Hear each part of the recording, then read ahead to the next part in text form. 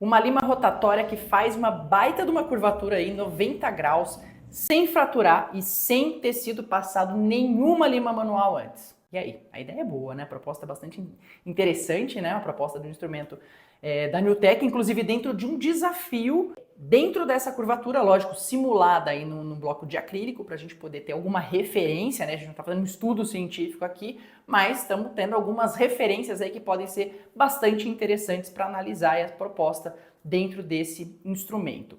Muito bem, então a proposta era a seguinte: esse instrumento é capaz de fazer essa curvatura dentro do bloco sem nada antes, instrumento manual aí, uma lima 10, uma lima 8, seja lá a lima que você esteja mais habituado a criar, fazer aquele cateterismo inicial dos canais, das curvaturas, né, que você tente fazer essa mesma curvatura no bloco de acrílico com esse instrumento manual e não consiga. Existe um detalhe, que a gente não pode pré-ampliar esse bloco aqui até chegar na curvatura em si. Tá? Porque, logicamente, a gente já trocou algumas ideias aqui antes e dentro da proposta que eu gosto bastante de trabalhar, especialmente curvaturas mais acentuadas e múltiplas, e multiplanares, né, em múltiplos planos, e que é muito válido você fazer uma pré-ampliação aí de corpo, de canal, antes de chegar nessa curvatura, a fim de conseguir trabalhar de maneira muito mais segura e muito mais eficaz um instrumento que vai ter que encará-la, né, seja ele manual ou rotatório. Mas a ideia aqui dentro da proposta, dentro de um desafio que eu achei bastante interessante, vindo aqui da NewTek, de pegar e colocar então numa situação onde não existe pré-ampliação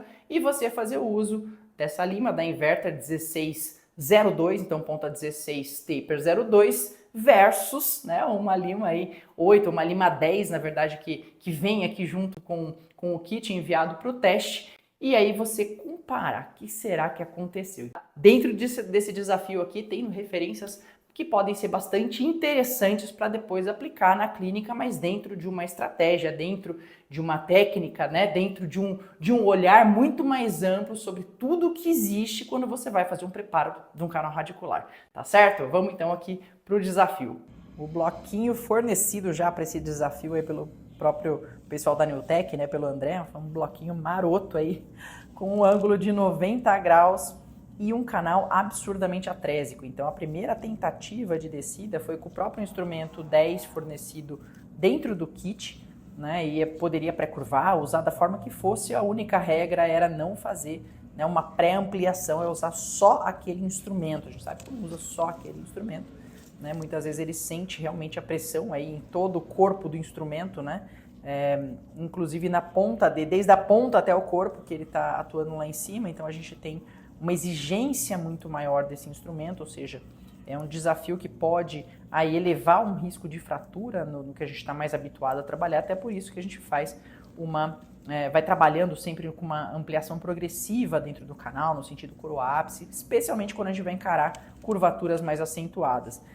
Então eu usei a lima 10 do kit, usei na sequência uma lima 10 C-Pilot de 21 milímetros, aqui eu estou usando uma lima 8 de 25 milímetros, né? Mas uma lima 8 aí na tentativa mesmo de buscar, pré-curvar o instrumento, usar todos os artifícios possíveis, né? Respeitando a regra do desafio, e o instrumento não estava nem próximo de conseguir ultrapassar aquela curvatura simulada nesse bloquinho que foi aí do nosso kit do desafio. E aí chegou a hora da Inverter 1602. Notem que existe uma resistência até na entrada inicial dessa ponta desse instrumento, dada a atresia simulada desse conduto, né? Esses movimentos sempre de entrada e saída bastante curtos, as especificações com relação aí ao torque, né, do instrumento foi de um torque 0,8 Nm/cm para esse instrumento, né, uma discreta pressão apical, e até em algum momento aí eu coloquei, inclusive no vídeo, um momento que eu falei, pô, será que eu estou descendo mesmo? Será que eu não estou fraturando essa ponta? E removi para ver a integridade do instrumento, estava toda lá. Tá? Então vocês estão vendo que o negócio está quase que a seco, porque o instrumento, o canal, ele tinha uma atresia bastante significativa, então a gente não tem nem a possibilidade de uma irrigação, né, que seja suficiente para ajudar um pouco a descida desse instrumento. Ele está praticamente aí descendo, né, sem maiores auxílios, e aí no momento que eu ultrapassei um tanto aí significativo, esse instrumento cumpriu aí a proposta, né, e dentro do desafio ele realmente, sem qualquer pré-ampliação anterior, sem nenhum auxílio de um instrumento manual, né, antes, porque foram em blocos diferentes, né, que a gente usou.